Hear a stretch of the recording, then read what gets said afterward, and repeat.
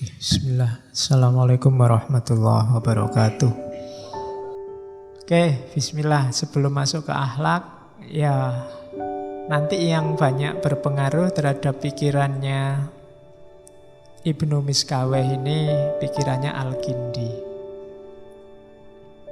Gagasan-gagasannya beberapa mirip Al-Kindi, termasuk tentang Tuhan. Emanasi mirip Farabi, Ibnu Sina dan kawan-kawan, dan termasuk tentang kenabian.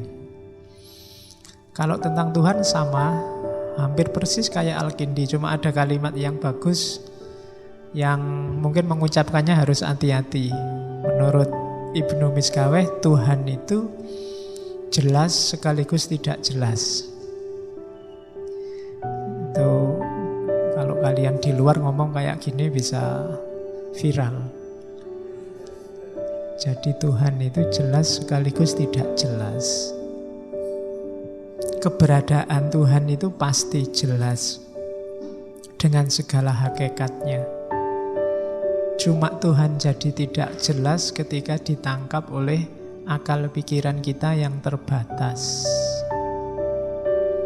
Karena kita tidak sempurna dan terbatas, maka gagasan-gagasan kita tentang Tuhan juga tidak sempurna dan terbatas. Jadi jelas dari sisi Tuhannya pasti dia wajibul wujud ada. Cuma dari perspektif kita yang manusia dia tidak jelas. Makanya kalau hanya mengandalkan pikiran, ya nanti kita menyembah konsep-konsep pandangan kita sendiri tentang Tuhan. Maka beriman saja, percaya saja pada Dia yang tidak terjangkau oleh akal kita.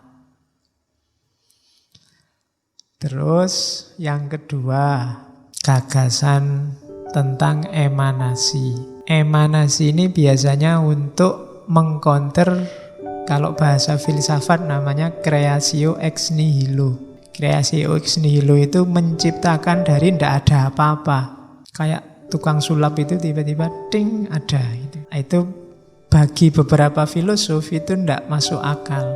Jadi ya sulap itu kan karena kita ketipu aja, hasilnya ya ada, sudah disiapkan. Sesuatu itu ada, pasti ada asalnya. Kan itu tidak mungkin ada sesuatu ada tidak asalnya apa-apa. Jadi misalnya kita ngomong, lupa itu tadi tidak ada apa-apa, tiba-tiba ada. Akal susah menerima. Pasti ada asalnya. Nah, cuma seandainya alam ini ada bahannya, ya bahan itu akan ada rentetannya lagi. Dari bahan apa lagi, dari bahan apa lagi, dan seterusnya. Bahan segala bahan ya nanti Allah.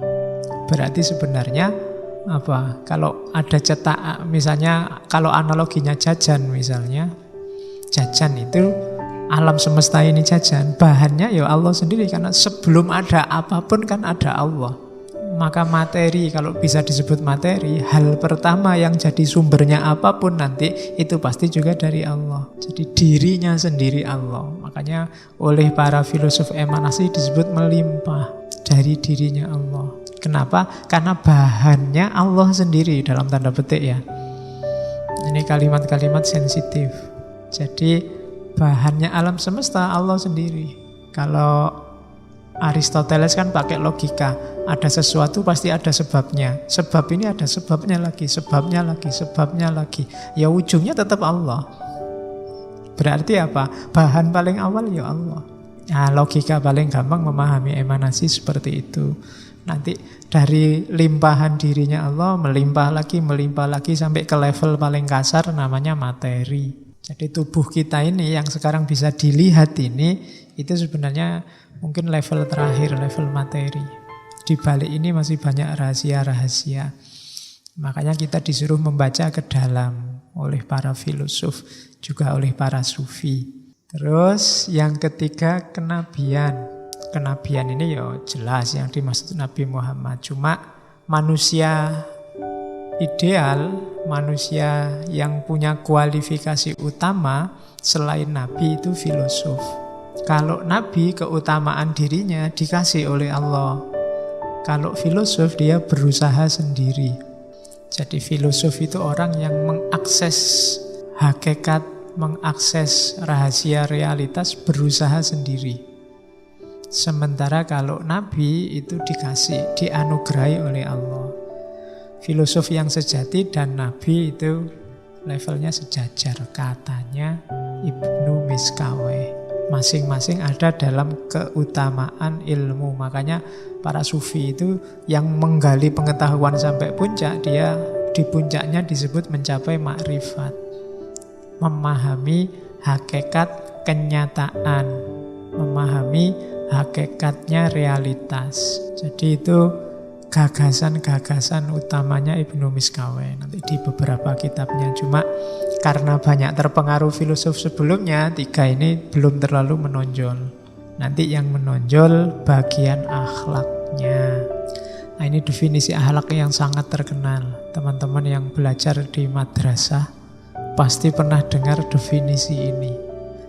Meskipun biasanya di buku-buku akhlak itu ditulis tok definisinya, tidak dijelaskan detail.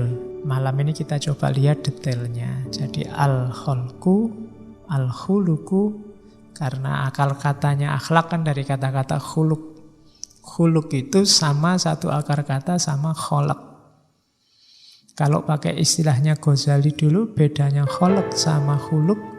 Kalau kholak itu ijbari, kalau khuluk ikhtiyari. Kalau kholak itu sudah dikasih paten oleh Allah, sudah dipaket oleh Allah, kita tidak bisa apa-apa. Itu kholak. Kita lahir di Jogja, kita rambutnya lurus apa keriting, kulitnya hitam apa putih, itu sudah paketan, tidak perlu malu. Itu dikasih otomatis oleh Allah, tidak dosa. Kamu kulitmu hitam itu tidak dosa, tidak harus menghabiskan uang buat beli pemutih. Kamu wajahmu jelek itu sudah anugerah. Ya, yang penting waras. Ya. Jadi itu ijbari, kita tidak bisa komplain. Beda sama akhlak. Kalau akhlak ikhtiari, kita dikasih potensi oleh Allah, silahkan milih. Jadi orang baik bisa, jadi orang jahat bisa. Itu khuluk. Sama-sama mampu. Ngelus-lus orang bisa, mukuli orang juga bisa. Mulut kita ini ngomong yang baik-baik mampu, misuh yo fasih. Jadi bisa, kamu tinggal milih dari mulutmu keluar yang seperti apa, bisa. Nah, al-khuluku itu halun lin nafsi, berarti kondisi jiwa. Jadi berarti dia hal, bukan pertama-tama praktek. Jadi kalau moral kan bayangan kita kejujuran macam-macam, enggak. Itu pertama kondisi jiwa.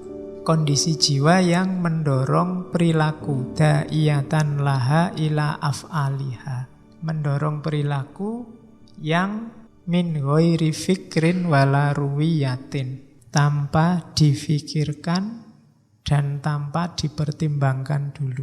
Kenapa tidak pakai dipikir? Karena sudah otomatis. Dorongan jiwa yang melahirkan tindakan otomatis, tidak pakai mikir, keluarnya langsung begitu. Baik kok mikir, itu biasanya masih pertimbangan, masih panjang, macam-macam. Tapi yang otomatis, jadi diminta tolong kok sebentar ya, tak pertimbangkan dulu. Ini untungnya apa bagiku, biasanya begitu. Tapi kalau otomatis nggak usah diminta, langsung tak tolongin kamu. Nah itu biasanya, itulah yang disebut akhlak. Jadi akhlak baik itu ada dalam jiwa, tidak dalam perilaku. Meskipun manifestasinya perilaku. Min ghairi fikrin wala ruwiyatin berarti tidak dipikir, tidak dipertimbangkan. Jadi definisinya al-khuluku halun lin nafsi da'iyatan laha ila af'aliha. Maka parameternya akhlak bukan citra, sehingga orang yang jan-jane tidak apik tapi menampilkan perbuatan baik kita sebut pencitraan. Pencitraan itu kan tampilannya saja bagus, isinya ndak, bukan halun lin nafsi.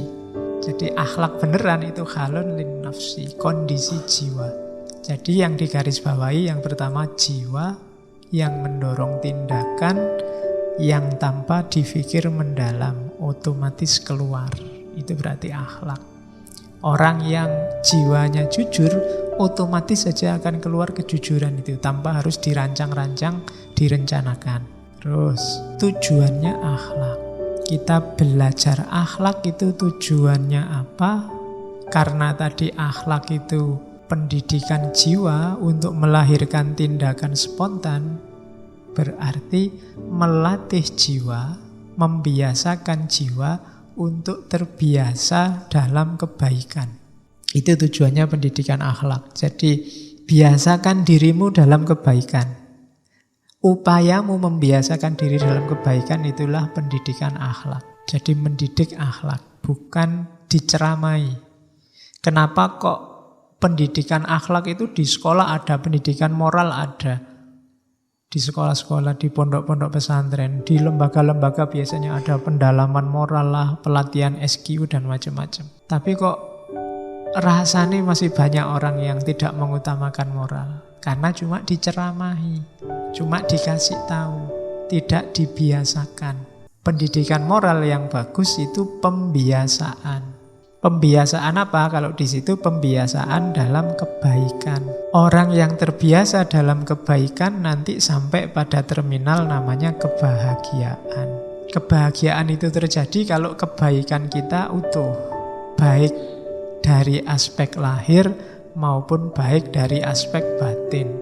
Nah, rumusnya itu. Jadi, didiklah dirimu untuk melakukan perbuatan baik terus. Dalam rangka apa? Membentuk jiwa. Kalau kamu bisa melakukan perbuatan baik, baik kebaikan yang sifatnya kalau di situ mahsusat maupun makulat, kebaikan rasional maupun kebaikan empiris, kamu akan sampai pada terminal namanya kebahagiaan. Jadi bahagia itu terminal akhirnya. Kalau kamu hidupmu tidak bahagia, mungkin kebaikanmu kurang. Pikiranmu terlalu banyak cabang, terlalu banyak pamrih-pamrih. Jadi lakukan saja al-khair. Khair itu syai' an-nafi, sesuatu yang bermanfaat. Jadi akhlak itu kondisi jiwa. Berarti pendidikan akhlak itu membentuk jiwa dengan cara gimana? Membiasakan. Membiasakan apa? Membiasakan kebaikan.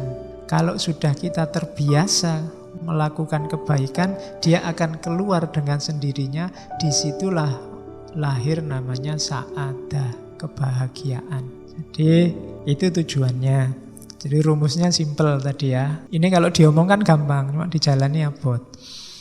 Membiasakan dalam kebaikan sampai jiwa kita terlatih sehingga kebaikan keluar secara spontan dari diri kita, dan pada akhirnya kita sendiri yang akan melahirkan kebahagiaan. Jangan dikira kalau kita melakukan kebaikan itu efeknya untuk orang lain. Enggak, untuk diri kita sendiri.